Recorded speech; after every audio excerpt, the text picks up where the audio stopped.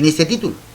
A su vez, el empleo de la fuerza ante acciones de un grupo hostil en zonas declaradas en estado de emergencia. Dice el artículo 6.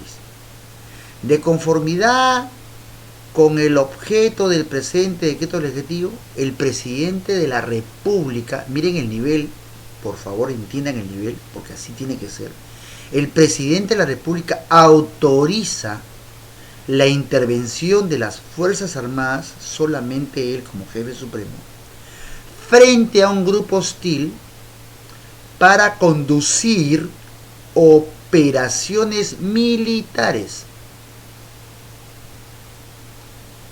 previa declaración del estado de emergencia, y en adición a ellos encargándoles el control del orden interno.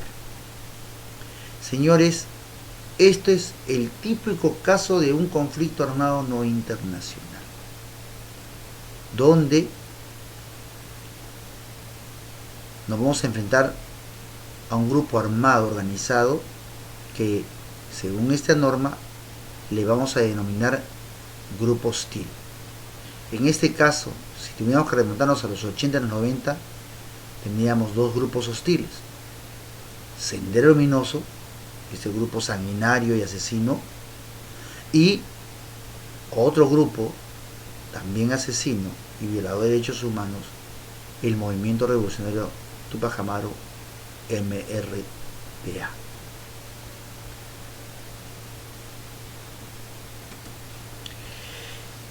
Este título primero, en su artículo 7, habla de 5 principios básicos. Y esos principios básicos ya son bastante familiares para ustedes. El principio de humanidad, limitación, distinción, proporcionalidad y necesidad militar son principios ¿de qué? Son principios del derecho internacional humanitario. Entonces, eso nos da a entender que este título definitivamente es para conflictos armados no internacionales. No lo dice, si ustedes en ningún momento dicen conflicto armado no internacional, pero al decir estos principios estamos indicando que se trata del derecho internacional humanitario. Y cuando es derecho internacional humanitario, sí, solo sí, su aplicación es para casos de ¿qué? De conflictos armados. En este caso, en la norma, conflictos armados no internacional. El título 8 es el título del marco vinculante. Si ustedes leen en su bibliografía este decreto legislativo 1095, se van a dar cuenta que el artículo 8 de la norma prácticamente es una transcripción o adecuación del famoso artículo 3º común a los convenios de Ginebra. Y cuando ustedes han visto este artículo 3 común, saben que cuando hablan del artículo 3 común a los convenios de Ginebra, están hablando de conflicto armado no internacional. Muy bien. El artículo 9 dice: la aplicación del derecho internacional humanitario, ahí se lo mencionan completito, no surte efectos sobre el estatuto jurídico de quienes intervienen en las hostilidades. Esta norma, este artículo no es fácil de entender, inclusive para los mismos abogados. ¿Por qué? Porque tiene un lenguaje muy técnico. Pero vamos a desmenuzarlo un poquito. Dice: el hecho que yo aplique DIH, pero el solo aplicar DIH no va a surtir efecto jurídico sobre quienes intervienen en las hostilidades. ¿Cuáles son el estatuto jurídico de los que intervienen en las hostilidades? En primero, vamos a ver quiénes intervienen en las hostilidades. Vamos a ver, en el Brain. Interviene la Fuerza Armada, o sea, el Comando Especial Brain, que tiene su componente terrestre, su componente naval, su componente aéreo y su componente policial, ¿ya? Intervienen en las hostilidades. Y el otro son los remanentes de Sendero Luminoso. Esos son los que intervienen en las hostilidades. El estatuto jurídico de las Fuerzas Armadas o del Comando Especial Brain, ¿qué estatuto jurídico es? Legal. Están representando la legalidad del Estado. Ergo, ¿cuál es el estatuto jurídico de estos remanentes de Sendero Luminoso en el Brain? Ilegales. Entonces, como son ilegales, están cometiendo el delito de terrorismo, entonces pueden ser combatidos, y si son capturados van a ser juzgados y lo más probable sentenciados a cumplir cárcel por haber cometido un delito. Eso se denomina estatuto jurídico de las partes. Ok. ¿Qué más dice el título primero? Dice el empleo de las fuerzas ante una acción grupo hostil en zona declarada en estado de emergencia. Artículo 10. El empleo de la fuerza ante un grupo hostil. Dice, el empleo de la fuerza por parte de las Fuerzas Armadas procede, o sea, se va a dar.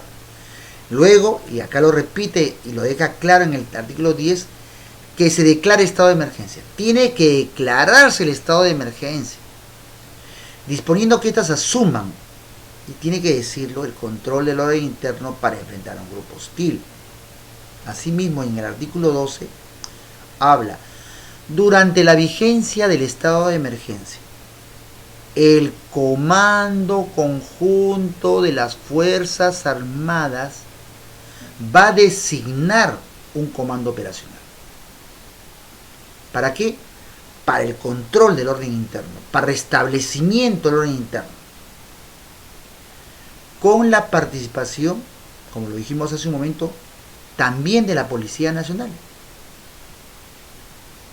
la cual, o sea, la Policía Nacional, previas coordinaciones, va a cumplir las disposiciones que dicta el comando operacional. Quiere decir lo que en otras palabras se denomina subordinación. Antes no se podía lograr esto en la guerra de los 80 y los 90. Cada comando obedecía, cada institución, la policía tenía su comando y nosotros no podíamos comandarlos. Pero ahora, con esta norma, por fin se pudo lograr algo que no se podía lograr en el pasado. Actualmente se cumple el artículo 10 y 12, está en vigencia. Vamos a ver en este hipervínculo si realmente se cumple. Acá hay una copia de lo que es un decreto supremo. Decreto Supremo 058 2018 dice PCM, en la cual el presidente de la República decreta. El título en la parte superior dice: prorroga estado de emergencia en los distritos de las provincias de Huanta y La Mar en Ayacucho, provincia de Tayacaja, Churcampa en Huancavelica, la provincia de la Convención en el Cusco, y de las provincias de Satipo, Concepción y Huancayo en Junín. ¿Ok? Ahora cada vez el Brain se achica, porque se está pacificando. Después de los considerandos, el decreto supremo dice: decreta, artículo 1, prorroga el estado de emergencia por un término de 60 días calendario a partir del 3 de junio del 2018. Eso es un ejemplo, pero esto es real, o sea, esto existió. Ustedes entran y buscan eso, lo van a encontrar.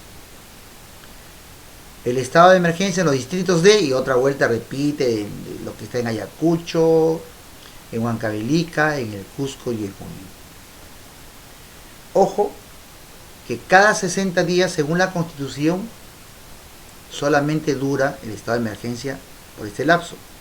Si yo voy a tener necesidad de continuar con el estado de emergencia, tengo que prorrogarlo y hasta el límite máximo es 60 días. Por eso es que cada 60 días, por más de 20 años casi, estamos prorrogando y prorrogando el estado de emergencia.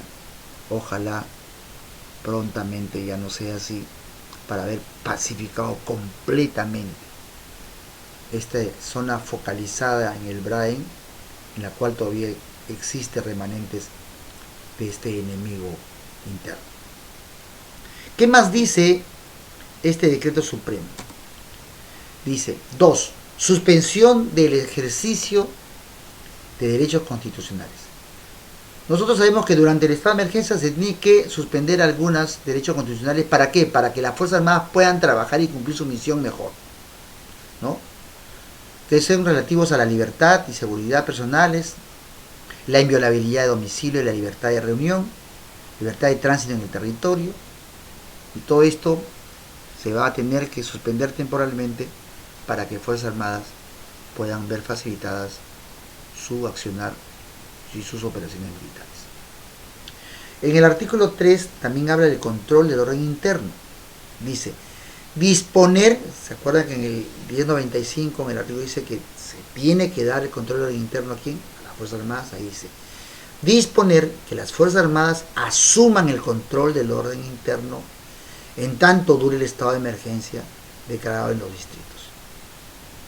La Policía Nacional apoya a las Fuerzas Armadas para el logro de dichos objetivos en los distritos declarados en estado de emergencia. Y por último, el artículo 4, que habla de la intervención de las Fuerzas Armadas, dice, la actuación de las Fuerzas Armadas se rigen por las normas del derecho internacional humanitario. Ojo, este es un decreto supremo. Conforme a lo establecido en el decreto legislativo 1095, que establece reglas de empleo y uso de la fuerza por parte de las Fuerzas Armadas en el territorio nacional.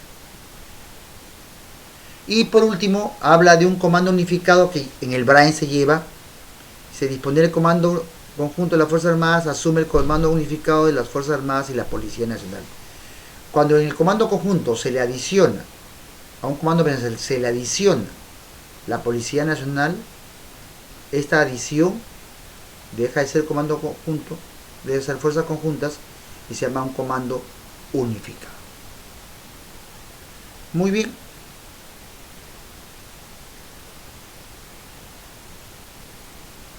Regresamos y nos damos cuenta que efectivamente el artículo 10 y el artículo 12 de este decreto legislativo actualmente se está dando cumplimiento, cada 60 días se renovado.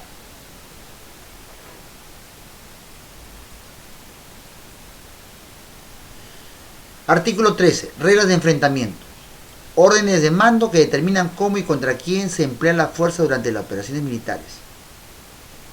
El empleo de la fuerza por parte de las Fuerzas Armadas, dice el 13.2, contra un grupo hostil durante el estado de emergencia se sujeta a las reglas de enfrentamiento, ejecutándose las operaciones de conformidad con el DIH. Estas reglas de enfrentamiento están pendientes, es un trabajo pendiente, que en la reglamentación de la norma de este decreto legislativo de 95, que ya se dio el reglamento, vemos claramente,